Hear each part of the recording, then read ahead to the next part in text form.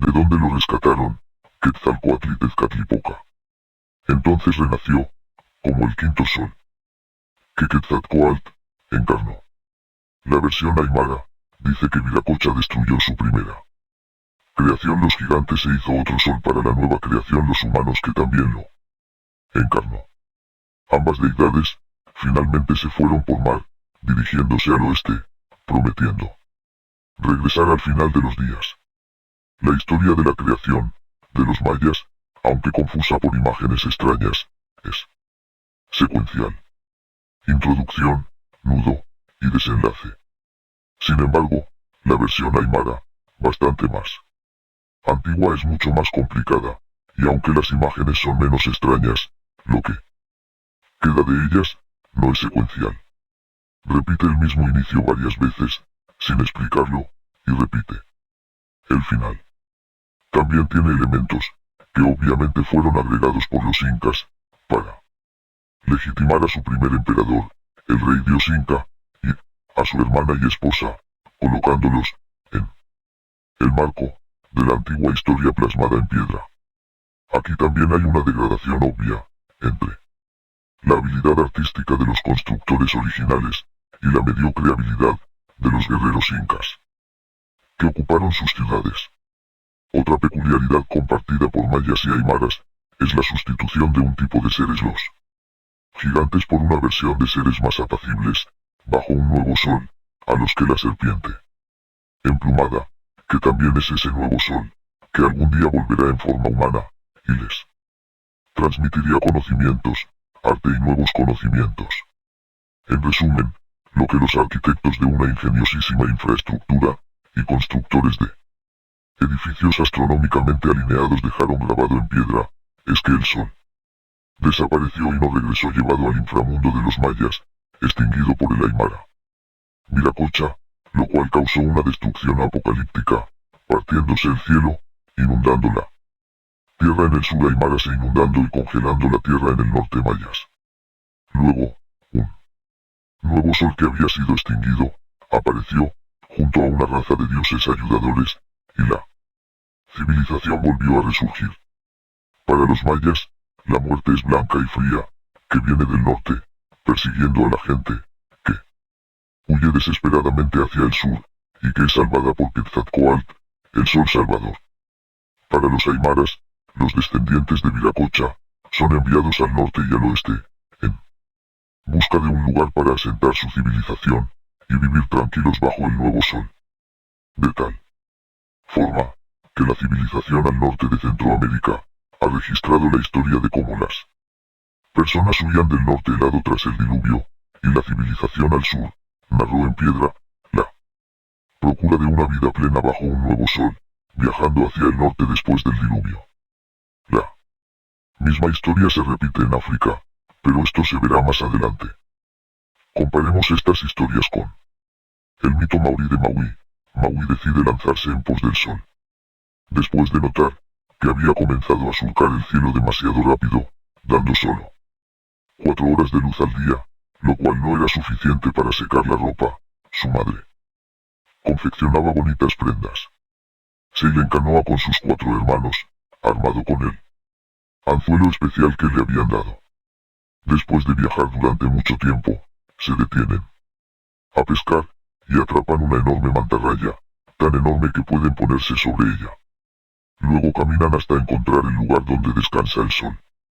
El sol estaba durmiendo, de manera que Maui y sus hermanos construyen una pequeña guarida, para que cuando despierte, no los vea, y allí se quedan esperando.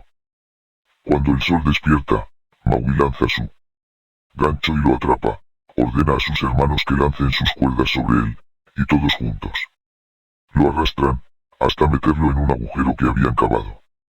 Maui salta sobre el ardiente sol y comienza a golpearlo con su gancho, mientras éste le suplica que se detenga.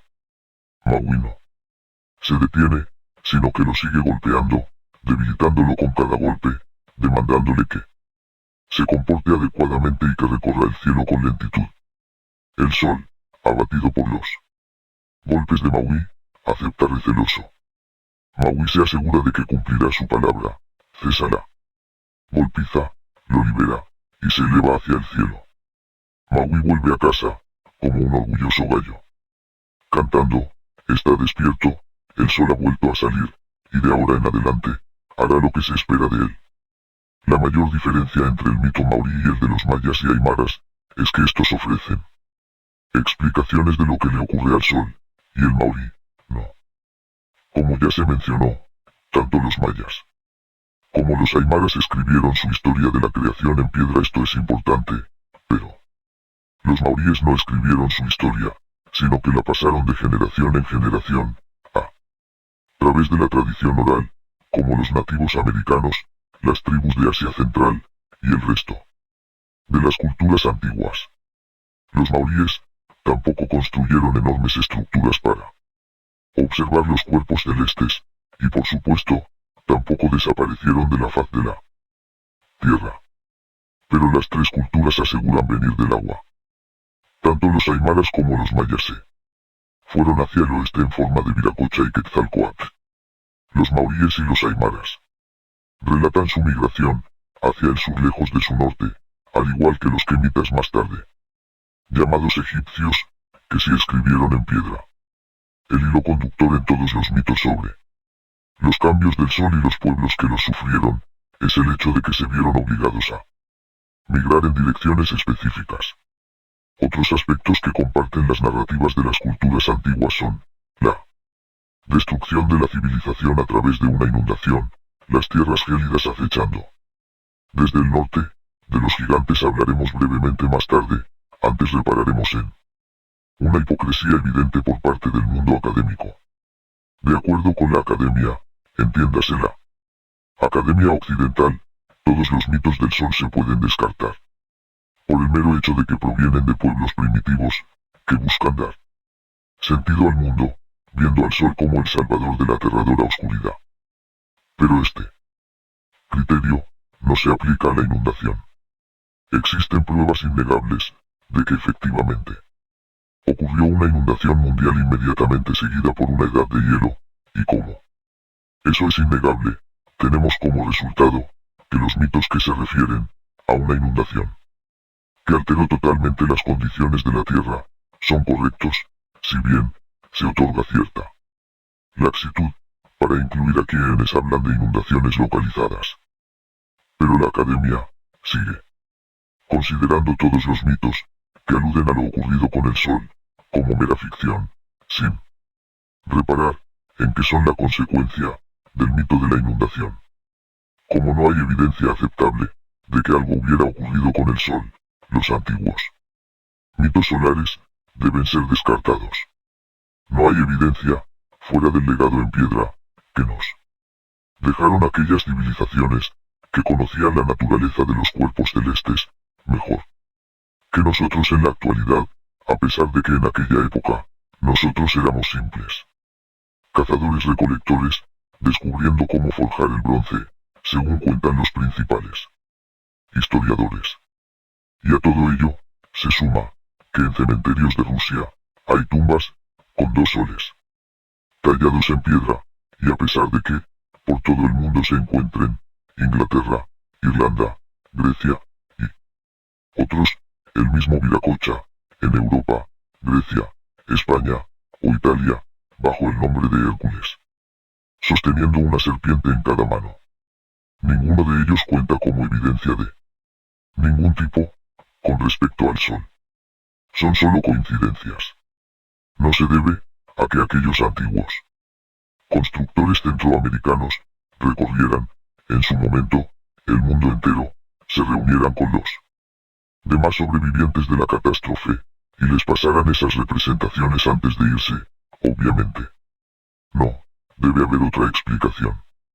Para resumir, los mayas llegaron desde el oeste, construyeron su primera ciudad, Teotihuacán, a una elevación de 2.296 metros, observan los cielos, construyen su última ciudad, Chichén Itzá, a 38 metros sobre el nivel del mar, luego se van, llevándose todas sus pertenencias, salvo algún juguete que se les cae por ahí, y dejando algunas de sus estructuras a medio construir. Por otro lado, los aymaras, sus ancestros, anteriormente ya. Habían hecho lo mismo, pero en las orillas del lago Titicaca, a una altura de 3.812 metros, donde construyeron Tiahuanaco. Ellos también construyeron edificios de observación astronómica, y se fueron con todas sus pertenencias, dejando algunos edificios sin terminar. Ambas culturas fueron consideradas como dioses salvadores por los cazadores-recolectores de la zona, traumatizados, luego de sobrevivir al cataclismo. Los aztecas arriban al norte de los territorios mayas, escapando de sus ancestrales tierras de Aztlán. Allí inician una tradición oral, sacrificios rituales, y la expansión de su imperio. La prueba de ello es que en el mismo lugar, los edificios más viejos son mucho más grandes, y están mejor trabajados que los más nuevos, y ninguno de estos está astronómicamente alineado. Tiempo atrás, los incas, en el sur, también erigieron, encima de lo que habían dejado los constructores originales, el mismo tipo de edificaciones deficientes. Los historiadores descartaron todas esas evidencias al señalar a los conquistadores españoles como los responsables de la desaparición de los constructores de esas magníficas ciudades. Con el tiempo, se descubrió que no fueron construidas, sino que fueron heredadas por las civilizaciones que conquistaron los españoles, pero esta información no se podía colocar sobre una línea de tiempo coherente, por lo tanto, se desestimó, se silenció, y se enterró o se la incluyó en hipótesis de alienígenas ancestrales, del tipo que propone Graham Hancock, que ya debería haberse dado cuenta, lo pueril que resulta teorizar sobre planetas, dado que no existen. Afortunadamente, los españoles no mataron a todos los habitantes de esas regiones, que volvieron a huir a las montañas, como siempre lo hacían en épocas difíciles. Pero una vez restablecida la calma, estos lugareños volvieron a bajar de las montañas, trayendo consigo sus viejas historias. En ciertas ocasiones, estos herederos del saber bajaron de las montañas, justo antes de las grandes catástrofes, para dar avisos sobre algunas cuestiones que aprendieron de los sabios constructores. El lector no debe de creer nada de todo esto. Las edificaciones que construyeron están a la vista de todos, así como sus grabados en piedra. Al estudiarlos, uno puede caer en la cuenta de que lo que ellos hacían era estudiar el nuevo cielo para determinar el momento más propicio de regresar a sus tierras ancestrales, donde su natural progresión tecnológica armonizaba mejor con una línea de tiempo sin tantos sobresaltos. Pero nadie es capaz de hallar a los antiguos constructores, ni la historia de su progreso, en esta charca, independientemente de cuántas veces se los haya buscado. En el mejor de los casos, lo que se podría llegar a encontrar de esas civilizaciones serían sus canteras. Se pueden encontrar restos de otras civilizaciones, cuyos desarrollos han ocurrido de una forma más lineal, dentro de esta charca, pero no se encuentra nada de los mayas, ni de los aymaras porque no pertenecían a esta charca porque estudiaban el cielo con tanto detenimiento. Para orientarse, porque tuvieron que abandonar su charca, por necesidad, durante el mismo cataclismo, que a su vez provocó inundaciones, que azotaron esta charca. Cuando el sol, no solo dejó de ser el sol, sino que las estrellas también cambiaron de posición. El estado alterado del cielo, durante la muerte y renacimiento del sol o mejor dicho, cuando el sol del norte se unió y absorbió al sol de Sudamérica, provocó una lluvia de serpientes de luz. En realidad no eran serpientes, eran relámpagos. La misma